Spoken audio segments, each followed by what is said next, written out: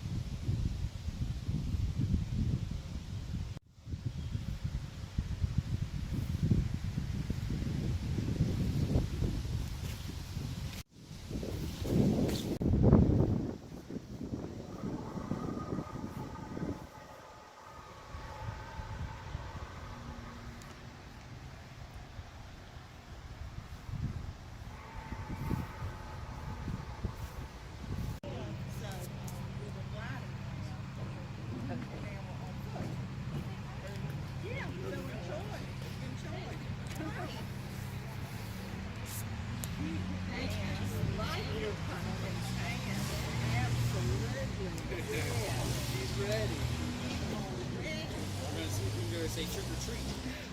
So planning on it. Took us there to go in that fall, didn't it?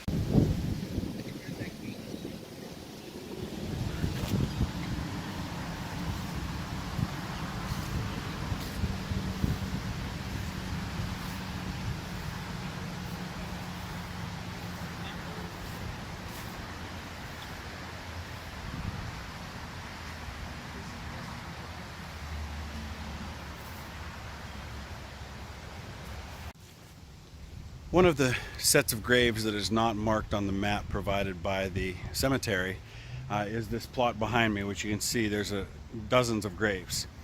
Every one of these people in this section is a descendant of first U.S. Secretary of the Treasury Alexander Hamilton. Right here behind me, these three graves, the two upright stones and then the block marker there, are three of Alexander Hamilton's children. That's his son James Alexander Hamilton. And then these are his daughters, Angelica and Eliza, who were named after Hamilton's wife and Hamilton's sister-in-law, both who are prominent members of the family, and also, of course, were members of the Schuyler family, which were made famous in the Hamilton musical. So I'll let you take a look at these.